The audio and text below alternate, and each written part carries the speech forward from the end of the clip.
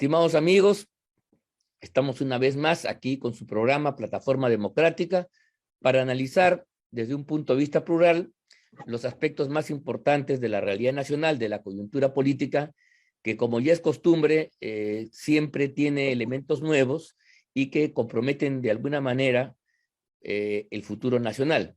En esta oportunidad no contamos con la presencia de Víctor Andrés García Belaúnde por razones de encontrarse fuera del país, y solamente vamos a llevar el programa con Juan Cheputa, al cual saludo expresamente.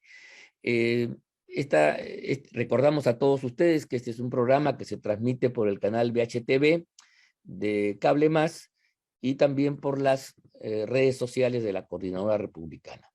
Bien, esta semana, como ya había adelantado, hay una serie de elementos recurrentes. Tenemos las declaraciones del señor procesado, en fin, el cual está manifestando, Villaverde, el cual está manifestando poquito a poquito una serie de elementos. No sé si esa es la mejor estrategia, de veras, tengo mis dudas serias, o es mejor como sucedió en el año 2000 cuando se dio a conocer el video Curi Montesinos. Su presentación prácticamente nos exoneró de cualquier especulación y fue suficiente para traer abajo el régimen de aquel entonces. Esto de hacerlo poco a poco, como hace Samir Villaverde, denotaría, digamos, una actitud, una estrategia particular, pero da lugar a que se puedan en el medio hacer negociaciones que puedan torcer el curso de cualquier investigación, o en todo caso finalmente llegar a una conclusión que no tenga ninguna consecuencia. Pero en fin, eso está en curso, lo vamos a ver. El tema hay nuevos elementos que siguen comprometiendo a Castillo.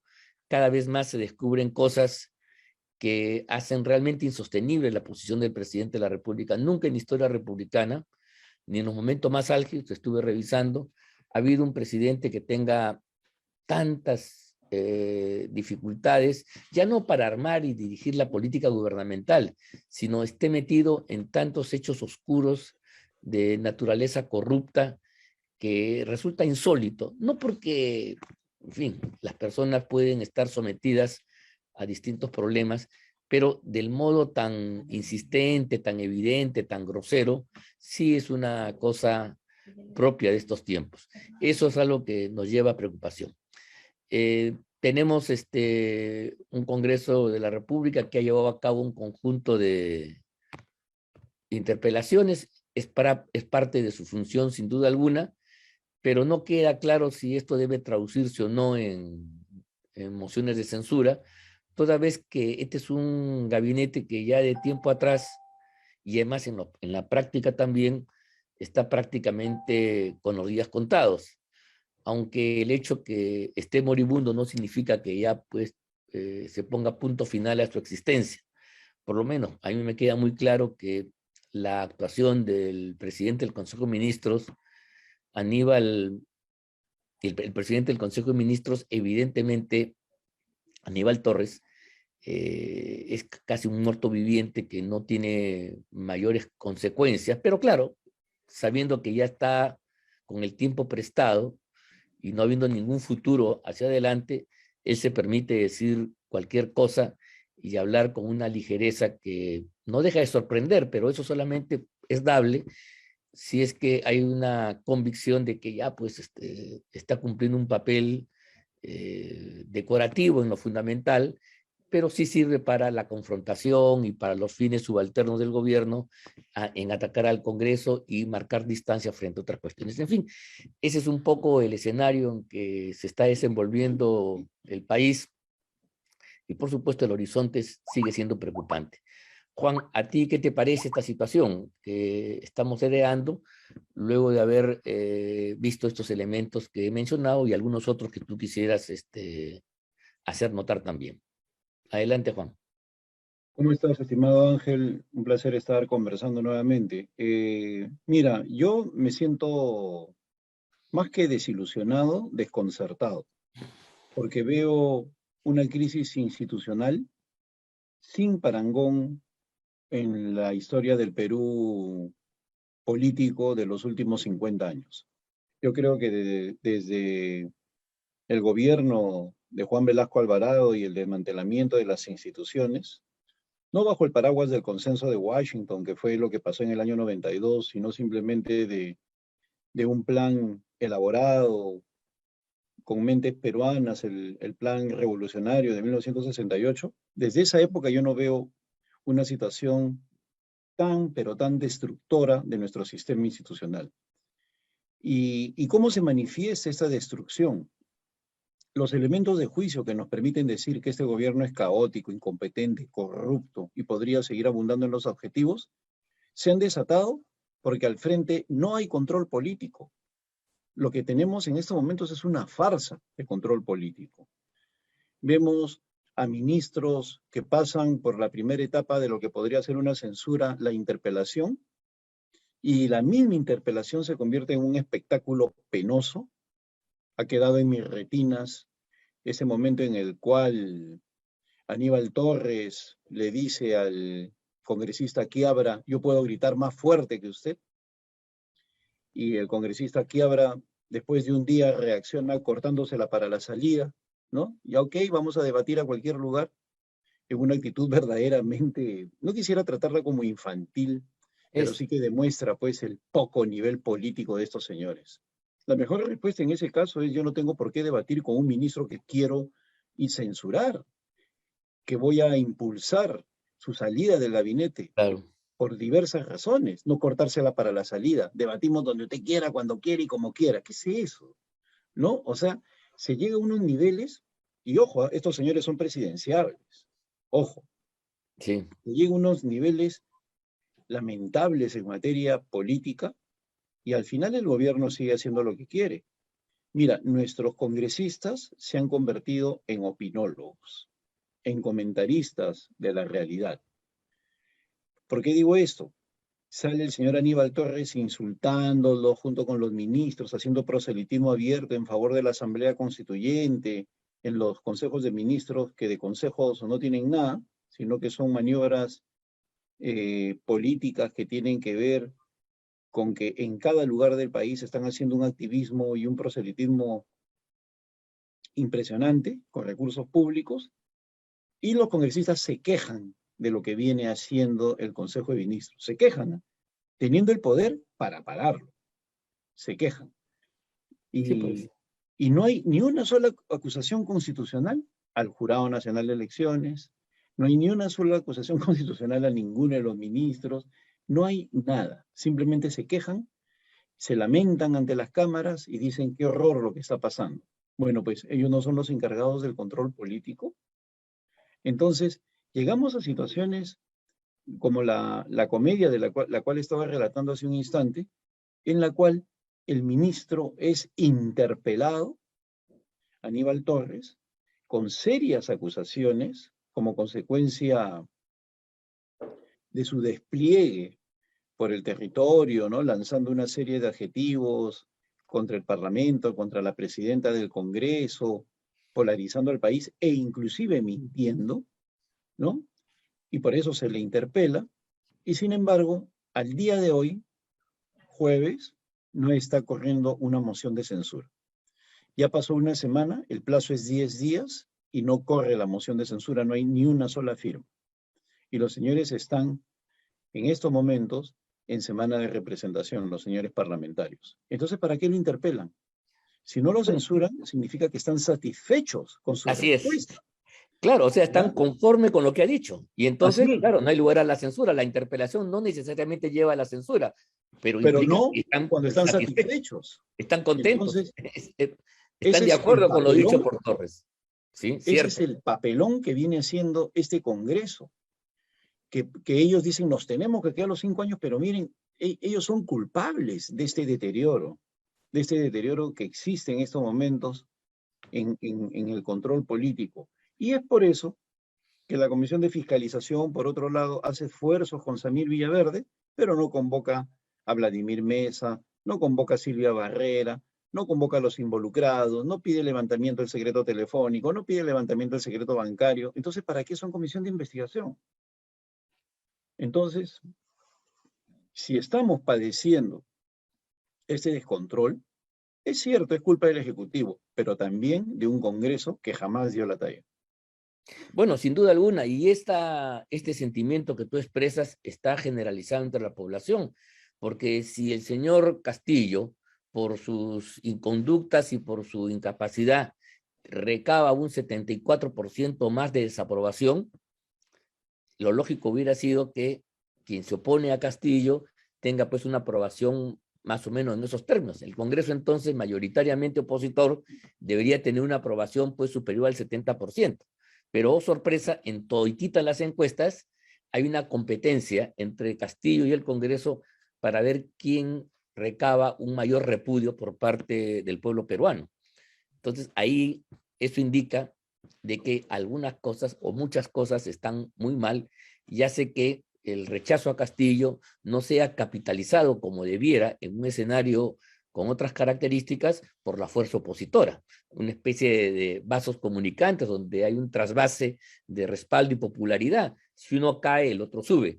Pero en este país, ambas instituciones enfrentadas, más allá de sus razones, inclusive reconociendo, como lo hemos hecho en otra oportunidad, el importante rol que el Parlamento ha cumplido en determinadas etapas, hay una insuficiencia, hay un vacío, hay unas carencias y muchos errores que ante el gran público hace que el Parlamento sea tan culpable como Castillo en la crisis que se ha desatado. Eso resulta muy grave. Y dentro de esa misma lógica, yo quería comentar un poco una noticia de las últimas horas o los últimos días. Es la acusación constitucional que está en trámite por traición a la patria que un grupo de ciudadanos presentamos y que fue recogida después por los congresistas Cueto y Norma Yarro. Este trámite había sido, digamos, había pasado las etapas de admisión, se determinó su procedencia, más aún la comisión permanente, de acuerdo a lo que establece el reglamento del Congreso, abrió la etapa de investigación y la subcomisión encargada, como tú sabes perfectamente, nombró pues al congresista delegado, esto es el ponente que iba a conducir el proceso de investigación. Lo hizo a una persona que, desde nuestro punto de vista, no era más conveniente porque había tenido una posición, primero, en contra del proceso y en segundo lugar, estaba vinculada a los niños y eso inclusive llevó a que él anunciara públicamente su renuncia. Cuando nosotros esperábamos que luego de la semana de representación, la nueva sesión de la subcomisión de acusaciones constitucionales eligiera un nuevo representante, oh sorpresa, vemos por declaraciones que el señor Soto de Acción Popular habría dicho que ya no va a renunciar, y más aún, de que en este tiempo donde prácticamente había renunciado y cambió de opinión, dice que ya tiene listo el informe correspondiente, el informe de la investigación, mira tú, y que en 5 días lo va a presentar. Cuando, repito, ni siquiera se ha instalado formalmente, digamos, el proceso investigatorio como corresponde, si fuera así, entonces estamos una vez más ante una negligencia absoluta que linda en la traición, porque el Congreso, en lugar de darle curso a este procedimiento de acusación constitucional, y mira tú, por lo menos llevar adelante la fase de investigación, ya si al final de la investigación ellos consideran que no hay elementos suficientes, votarán en un sentido o en otro. Pero por lo menos yo creo que por respeto a la ciudadanía y al trámite parlamentario deberían asumir con seriedad la fase de investigación, pero si esto no se hace y ya se tiene bajo la manga un texto que no sé, que habrá sido escrito en la trastienda por los asesores, al margen del proceso investigatorio en sí, estamos ante una situación sumamente grave. Entonces, esto viene a corroborar un poco esta negativa del Congreso a darle curso. Bueno, está bien, no tienen los votos para la vacancia.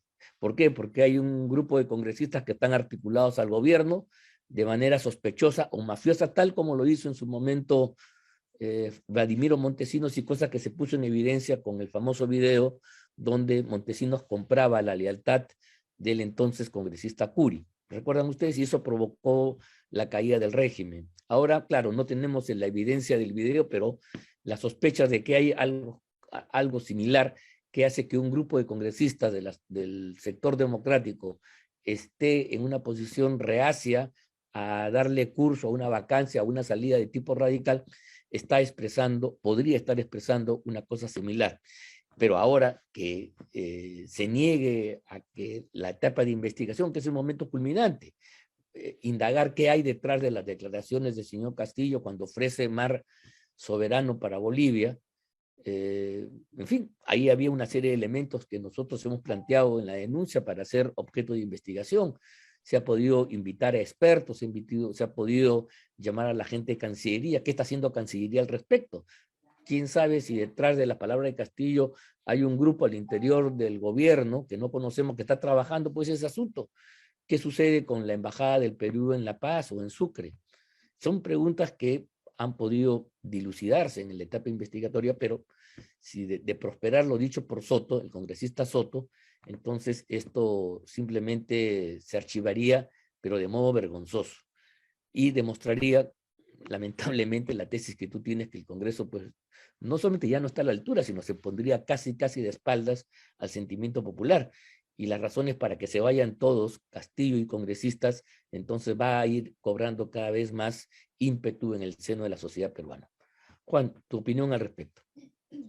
Mira, a mí me llamó también la atención las declaraciones del señor Wilson Soto, ¿no?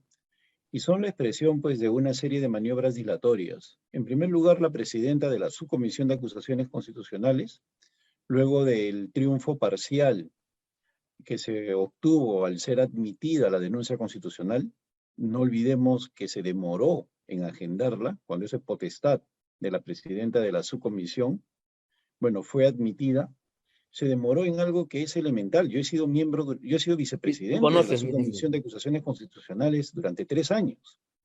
Y luego, cuando correspondía nombrar al congresista delegado, se demoró una eternidad. Y todo eso obviamente beneficia a los inculpados, enfría el tema. Y bueno, luego elige al señor Wilson Soto porque según ella nadie quería meterse en el asunto. Pero luego para decirle al señor Soto, bajarle la bandera, usted ya empezó, se demoraron en comunicárselo oficialmente.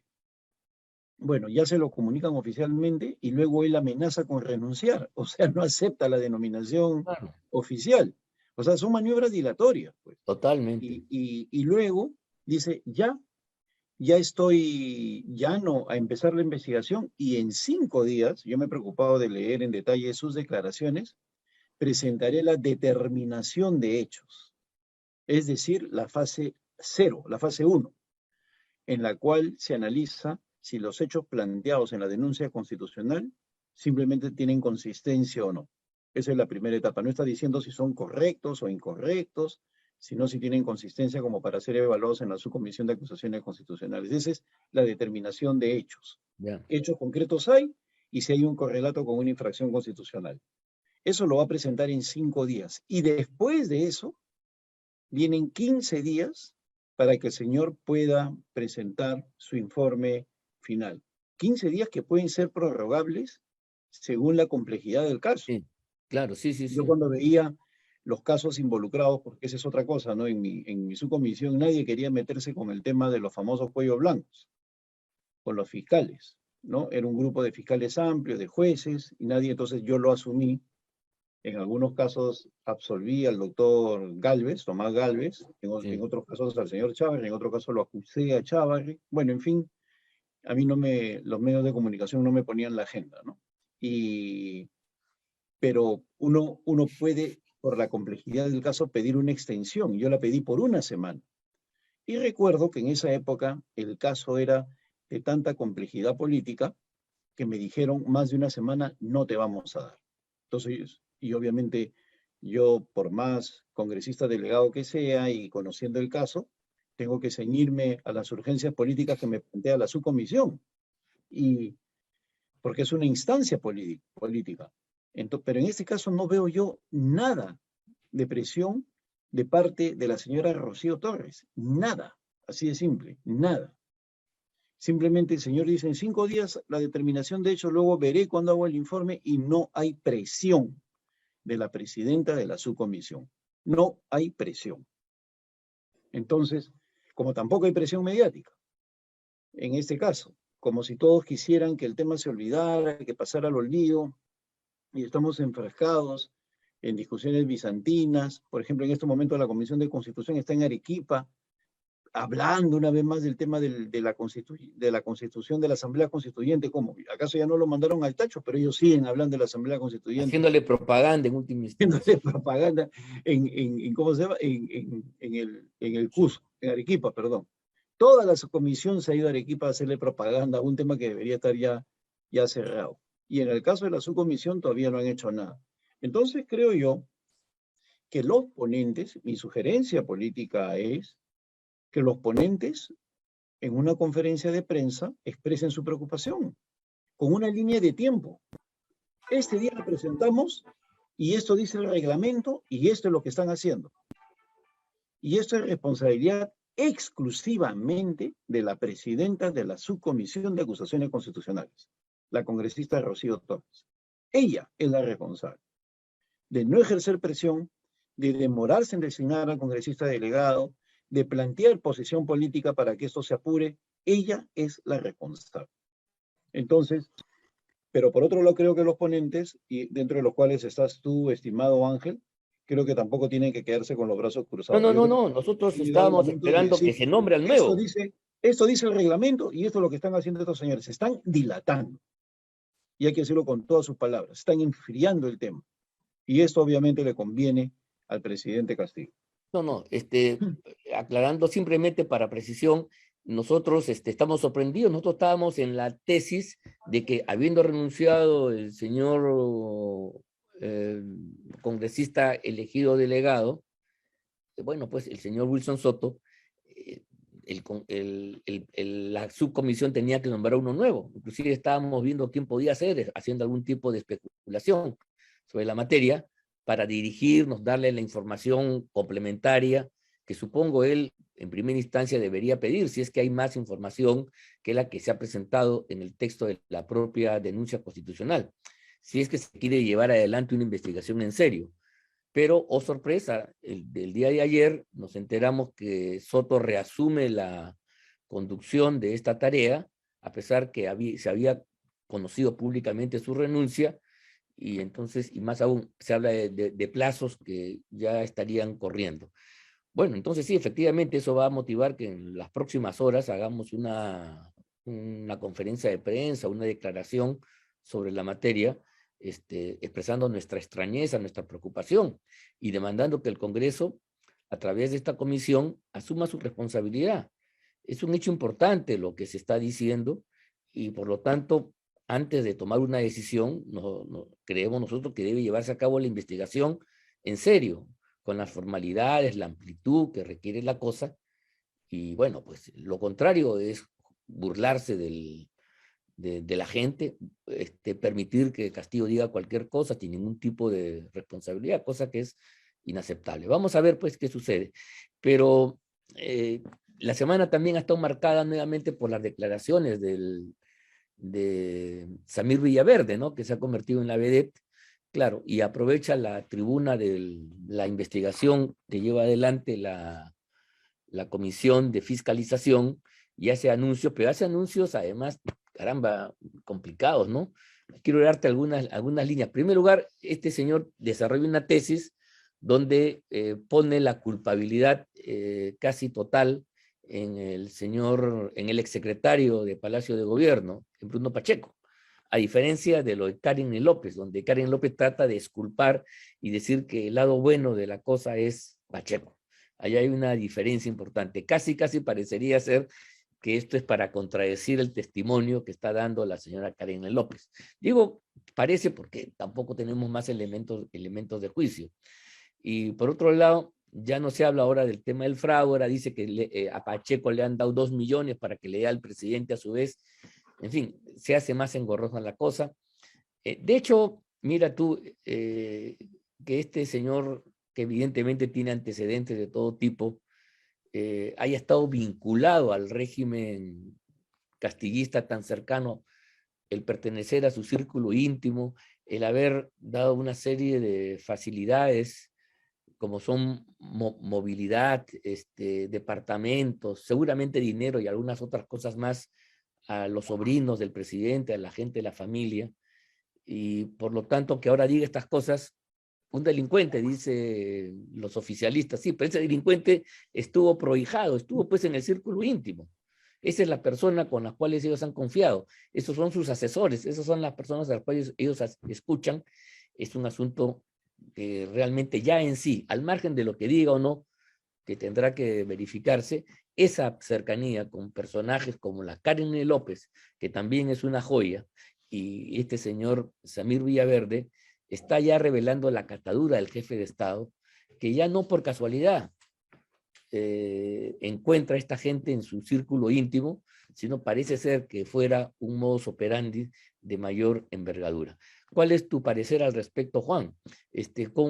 ¿Cuál va a ser, crees tú, el desenlace de estas informaciones que se está dando en el seno del proceso de la investigación que se lleva en paralelo en el Congreso con la Comisión de Fiscalización y en otros momentos a través de la fiscalía encargada de llevar este caso? Yo Juan. creo que el presidente está completamente asustado porque sabe perfectamente que lo que dice Samir Villaverde es verdad. Y es verdad porque no han salido los involucrados o los mencionados en su testimonio a decir esto es mentira, ni ellos ni sus abogados. Han salido a decir esto es trucho, esto es falso, pero no a decir lo fundamental en una persona inocente, eso es mentira, ¿no? Así de simple, eso es falso. Como Martín Vizcarra, ¿no? Yo no le pongo los cuernos a mi mujer, pero no dice mentira ese chat, es falso ese chat, no desmiente los chats, pero él dice que él es leal a su esposa, ¿no? A pesar de lo que hemos visto. Igual, en este caso no salen a decir, voy a denunciar penalmente al señor Samir Villaverde, voy a denunciar penalmente a Vladimir Mesa, eso es absolutamente falso, acá están las actas, no, simplemente dicen, este es un complot contra mi persona. Es decir, el argumento de la persona que entiende que está en seria situación. Ahora, hay partes de la declaración que yo no entiendo por qué pasan desapercibidas cuando son el hilo de la madeja para llegar al fondo del asunto. Cuando Vladimir Mesa indica que él llegó a Palacio de Gobierno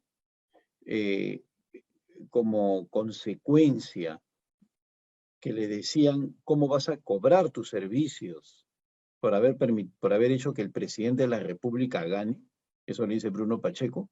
Bueno, ya ganamos, ahora ¿cómo vas a hacer para cobrarte lo que has invertido en ayudarnos para que lleguemos a Palacio de Gobierno? ¿Qué dice Vladimir Mesa? Te voy a presentar a Karelin López, para que a través de ella se materialicen los negocios, ¿no? Qué sé yo, Claro. y por ahí venga la cobranza. Eso lo cuenta Samir Villaverde, Sí, ¿no? tiene O sea, sentido, eso tiene sentido. tiene sentido, o sea, un individuo de la catadura, pues, de este señor Vladimir Mesa, una persona amiga de César Álvarez, que conoce del tema de la manipulación electoral por su cercanía a exfuncionarios de la OMPE, A bueno, Cabaza, ¿no? pues, a José Cavazza, según lo que ha salido en los medios de comunicación, Sí. tenemos acá el hecho concreto que luego de haber sobornado, dice que cuando le dicen cómo te vas a cobrar, voy a presentar a Karen López. Eso es por una parte, ¿no? Que la Comisión de Fiscalización no cita a Karen López, no cita a Silvia Barrera, no cita a Vladimir Mesa, y, o sea, no cita a nadie. Y por otro lado, la Junta Nacional de Justicia, que tampoco se hace problemas con el asunto, y por otro lado, la Fiscalía de la Nación, que no hace tampoco no toma ningún tipo de medida contra Vladimir Mesa ni contra Silvia Barrera. Seguramente estén esperando de que se vayan del país, como aparentemente se ha ido Guido Pacheco y el sobrino del presidente Fray Castillo, ¿no? Porque no toman ninguna medida. Pero acá la Comisión de Fiscalización tiene que entender que ellos pueden ir a una velocidad mayor que la Fiscalía, tal como fue Así es. con la Comisión Lavajato cuando estuvo en la presidencia, bajo la presidencia de Rosa María Bartra. Ellos pueden en estos momentos solicitarle al Pleno el levantamiento del secreto bancario, o sea, atribuciones de Comisión de Fiscalización, para que se permita el levantamiento del secreto de las comunicaciones y el secreto bancario, para ver de dónde a dónde ha ido el dinero y todo ese tipo de cosas. Pero no hacen nada. Ayer escuché al presidente de la comisión como si esto fuera algo simple, y es una comisión que se supone debería ir a pasos acelerados, porque los perjudicados han sido los miembros del grupo político del presidente de la comisión, del congresista Ventura, que pertenece a Fuerza Popular. Y tampoco dice nada Jorge Montoya, que es el presidente de la comisión del fraude. Yo, si fuera presidente de la comisión del fraude, hace rato hubiera citado a Vladimir Mesa, Claro, pero hace rato. esa es la mejor prueba, es el Claro, mejor indicio para pero avanzar. Montoya no hace nada, ¿no? Montoya es otro, ¿no? También de los que levanta la voz, ¿no? Y todo ese tipo de cosas, pero no hacen nada, igual que sus colegas. Entonces, ¿qué es lo que vemos? Que pasa el tiempo, el presidente está como si nada, y siendo un tema gravísimo, no adquiere la relevancia política porque simplemente del otro lado dicen, es mentira. Y sale gente como Fernando Tuesta a decir, es mentira, ¿no? Y nadie investiga. Ya sabemos que Fernando Tuesta tiene una posición de parte a favor del gobierno, cambiante a lo largo del tiempo, así Pero que no hay que darle es más asesor importancia. de Salas Arenas. Asesor de Salas Arenas y por lo tanto involucrado en todo esto. Desde la época de las elecciones, debe seguir en el cargo y entonces él está defendiendo a su patrón y está defendiendo sus intereses económicos crematísticos por la asesoría que brinda.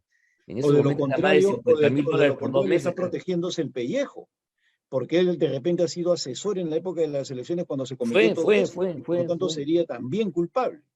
Entonces, esa actitud de mandar ayuda en memoria para decir eso es falso, para mí es un símbolo, un síntoma de preocupación en este señor. Y por eso no entiendo cómo algunos salen a defenderlo. Francamente es ridículo lo que está pasando al país. Creo que se está desplomando no solamente Castillo, sino el sistema de prestigio que acompañaba la caviarada. Ya la gente se está dando cuenta que es un grupo de personas sin valores, sin moral, ¿no? De doble estándar, gente hipócrita, falsa, vividora del Estado, ¿no? Entonces, creo que ya se están dando cuenta y es por eso que partidos como el Morado no tienen ni tres curules y han ido a votar 200 personas, el gran partido Morado de Sagasti, ¿no? Y es por eso que, que creo yo cada vez más la gente se desencanta más de este tipo de personas. Esperemos pues que en la semana que comienza la Comisión de Fiscalización se ponga realmente las pilas y pise el acelerador en este tema. Sí, pues eso es un compromiso con el país. Ellos no pueden dejar que el tema muera por inanición o se le dé un tratamiento superfluo sin ningún tipo de explicación de fondo. Mira, ahí va a tener una prueba de fuego todo el Congreso. Mira, la subcomisión depende de la comisión permanente y la comisión permanente es el resumen prácticamente del Congreso. Ahí están todas las bancadas, todas las fuerzas y entonces ellos tienen que admitir que su prestigio, si lo quieren salvar, va a estar en juego si es que actúan negligentemente, para ya no hablar de ningún tipo de complicidad. Y la verdad que a mí me sorprende que la comisión encargada del fraude electoral que se sacó con mucho esfuerzo, ¿te acuerdas? Pues ya no vale la pena. Fue una de las grandes, de los primeros debates cuando se instaló el Congreso y se formaron las comisiones, se formó una comisión especial presidida efectivamente por el almirante Montoya. Creo que ahora tiene pues la gran oportunidad. Sabemos que no ha avanzado mucho, pero este sería el momento oportuno para poder empezar a recabar información. Por ejemplo, cuál es el rol de Tuesta. Y ahí se podría determinar de modo exacto que ese señor viene siendo asesor de la época. Y por otro lado, resulta sospechoso, no sé, en fin, ya estamos terminando, pero no puedo dejar de decir esto. El bloque caviar, ¿no? Que ha gritado por la elección de del Tribunal Constitucional, ahora está haciendo una defensa cerrada del Jurado Nacional de Elecciones, con Tuesta a la cabeza, pero también ha sacado a Hildebrand, ha sacado a otros, y en todos los canales de señal abierta, donde efectivamente hay una hegemonía caviar, la actitud en este tema es descalificar a Samir Villaverde diciendo que es un delincuente, tratando de salvar al Jurado Nacional de Elecciones. Ellos tienen demasiados intereses, ¿no? En el jurado, en la OMPE, eso ha sido su feudo, lo han manejado como han querido, han La permitido RENIEC, irregularidades y ahora están haciendo su defensa, la ¿no? RENIEC está en manos de estos individuos desde hace tiempo, ¿no? Sí, sí, sí. La El RENIEC es sistema un coto electoral, en caviar. realidad, el sistema electoral, más Ujú. aún, todo aquello que tiene que ver con el sistema jurisdiccional, Poder Judicial, Ministerio Público, la Junta Nacional de Justicia y el Jurado Nacional, porque mira, el jurado se conforma con representantes del Poder Judicial y de la Fiscalía, ¿no? En fin, ahí hay un conjunto de vasos comunicantes y ese ahí es el núcleo del poder caviar y entonces, claro, el tribunal también pertenece a esa órbita como controlador de la Constitución, digamos, lo habrían perdido en primera instancia, pero ahora quieren hacer una defensa del jurado descalificando las declaraciones, las informaciones y denuncias que está haciendo el señor Villaverde. ¿Por qué? Esa es la pregunta. Y me parece realmente necio que las fuerzas opositoras democráticas no adviertan lo que estamos aquí conversando y no profundicen justamente la investigación en torno al jurado de elecciones, analicen el comportamiento de los organismos y personas en el proceso electoral anterior, tanto de la OMPE como del jurado, y la RENIEC también, que es parte del sistema electoral, y bueno, saquen pues las conclusiones del caso. Si hubo un sentimiento que hubo fraude en las elecciones, ¿cómo permitir que esta misma gente lleve adelante las elecciones del mes de octubre, las elecciones regionales y municipales? Es algo que no entendemos. Y repito, lo único que puede frenar ese curso inevitable es la actuación del Parlamento y la tendría que hacer ahorita. Y lo de Villaverde realmente a ellos les habría caído como una prueba fundamental para desarrollar y darle nuevo impulso a la comisión. Y más aún, creo que ese tema podría trabajarlo la comisión en paralelo para que la comisión de fiscalización haga lo propio en las tareas, bueno, pues que ya ha tomado este mandato y está investigando. Este tema específico que ha salido de modo colateral podría ser tratado por esta comisión especial, pero es cuestión de moverse, tomar pues las decisiones, oficializar el asunto y ponerse a trabajar, como tú dices, ¿no? ¿Te imaginas tú lo que estaría pasando si en lugar de Pedro Castillo hubiera ganado Keiko Fujimori y Samir Villaverde saldría a decir de que Keiko manipuló la OMPE y el registro Sí, pues, electoral? ya habría habido un terremoto político. Así Ya es. tendríamos las portátiles en las calles, qué sé yo. Bueno, así están las cosas. Me Ujú. parece, esperemos que esta conversación sirva para que los amigos congresistas y las personas que se reclaman de la democracia en el Congreso, pues salgan de la lenidad, de la pasividad, de la anomia en que se encuentran y, bueno, se pongan las pilas y a trabajar, investigar por el bien del país. Hemos llegado ya al fin de este programa, nos hemos pasado un poquito, pero creo que amerita los temas. Agradecemos la presencia de todos ustedes que nos escuchan semana a semana y nos despedimos hasta la próxima con nuevas explicaciones, con nuevas interpretaciones del momento actual y su proyección para el destino del Perú. Muy agradecido y hasta la próxima semana. Muchas gracias.